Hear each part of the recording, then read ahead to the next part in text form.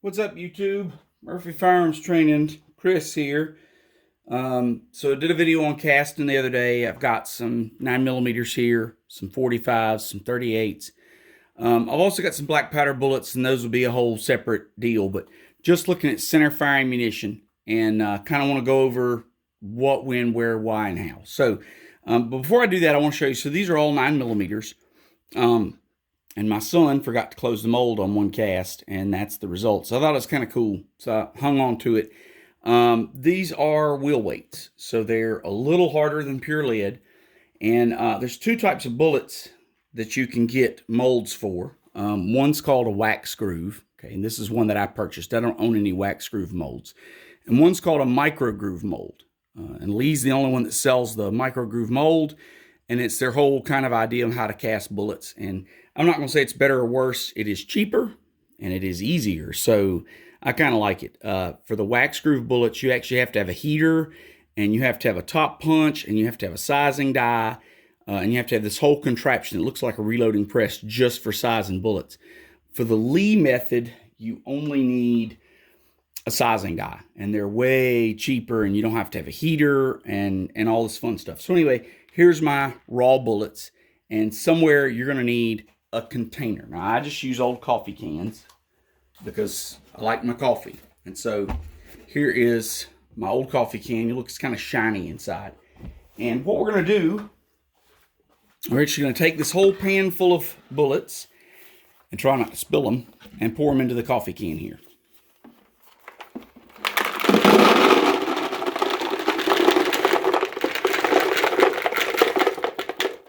All right, cool. So we got a couple that's stuck in here where the cork is torn. But otherwise, we got everybody. Get this last one. There we go. All right, cool. So we got everybody. We can set that off to the side. That's no good for us. So we got our nice shiny lead bullets in here. Really shiny looking bullets. And this is Lee Liquid ALOX. This is the lube that Lee Precision sells. They actually sell a lube that will work for wax ring bullets as well.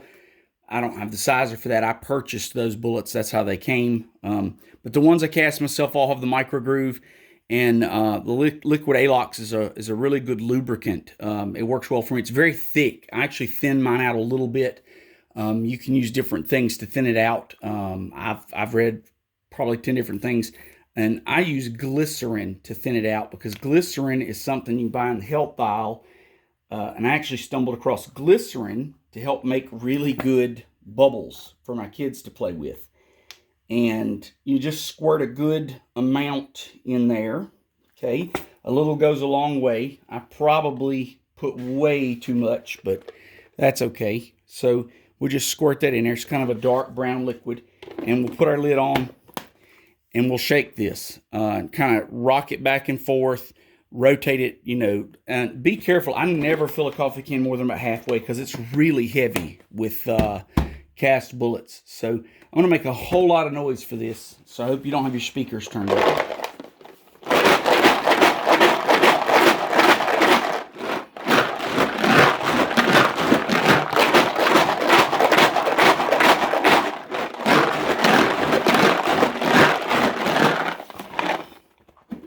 So open it up, take a look, and what we're looking for is every bullet will have, and I'm going to just show you a comparison. So I've got a nice shiny 45 here for comparison. So there's the 9mm that's been lubed, and there's a 45 that hasn't been lubed. And you'll just see this dull brownish yellow tint all over the bullet.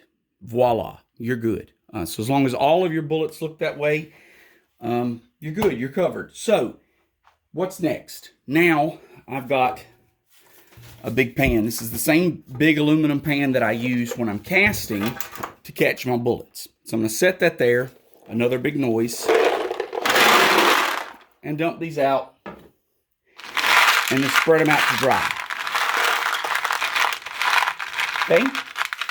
So spread these out to dry. And leave them.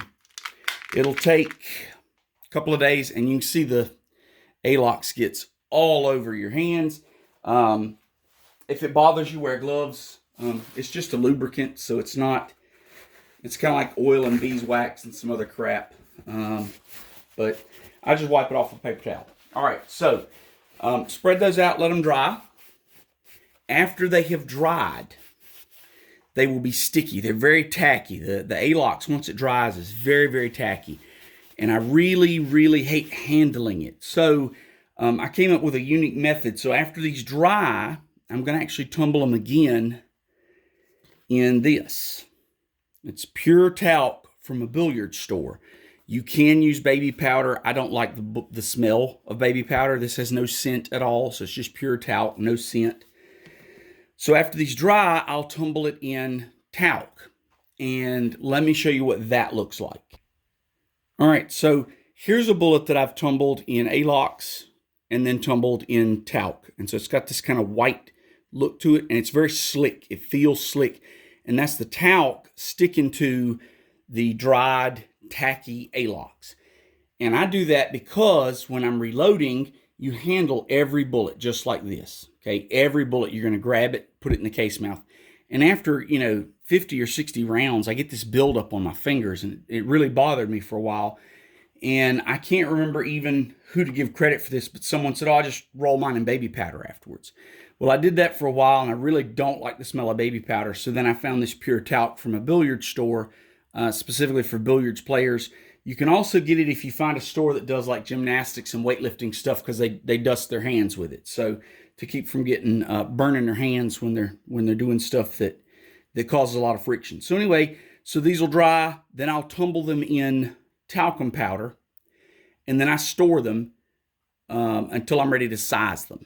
Okay, and so I'll show you that next step here in just a second, sizing.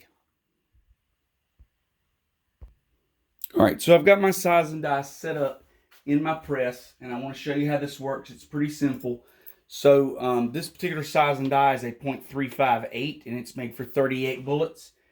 And all you're going to do is take your shell holder out. So if you're sitting here ready to reload for something, take your shell holder out. It comes with this little post. You put that post right where your shell holder would go, and it comes packaged in this little red container. And we're going to put that container on top. And then once you're ready and you've done everything you need to do, then it's time to size. And I'll just do a few of these and show you what it looks like.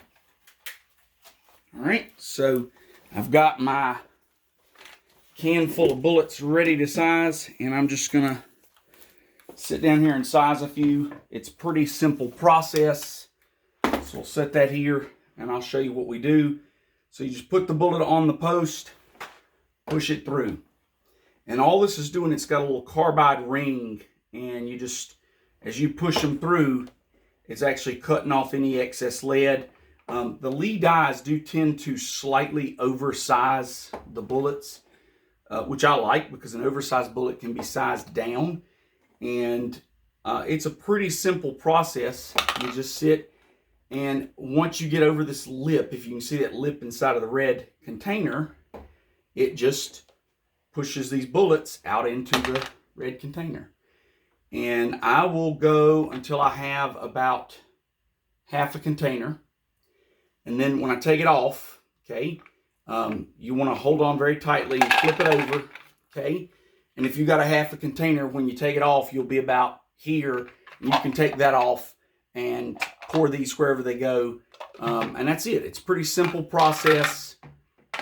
And so that's what you do. So once you have ALOXed, and then you have put your optional talcum powder, and again, this keeps any residue from getting on my hands. I don't have the issue with residue, and so then you just keep pushing these through.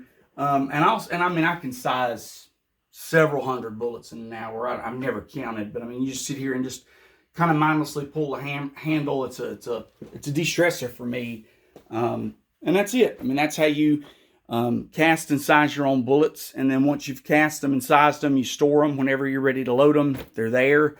The only other thing I would say that I haven't talked about is load data. So like these are 38 calibers. They can be loaded for 38 special or 357 magnum. You don't want to load a plain lead bullet, even made out of wheel weights, for 357 magnum velocities, because it'll melt in your barrel and you'll lead your barrel. So for me, These are only for 38 specials. My 9mm mold's 124 grain, round nose 9mm. And I never go above the halfway point of the load data. So if a load data says, 4.5 to 6.5 grains, I try to stay in that like 5 grain, 5.2, 5.3, that bottom half of the load data, so that I don't lead my barrel. My general experience is somewhere right around 1,000 feet per second is when I start to get leading with ALOXed and sized wheel weight bullets. Right around 1,000 feet per second, maybe a touch over, maybe a touch under, depending on what wheel weights I've got, because there are some different alloys and stuff out there, and it's really impossible to do a lot of quality control. But you want that. So 45 Colt, 45 ACP, 38 Special, those are great rounds to mold your own. 9mm, you have to be careful, especially with your lighter bullets. You tend to get up in a little higher velocity.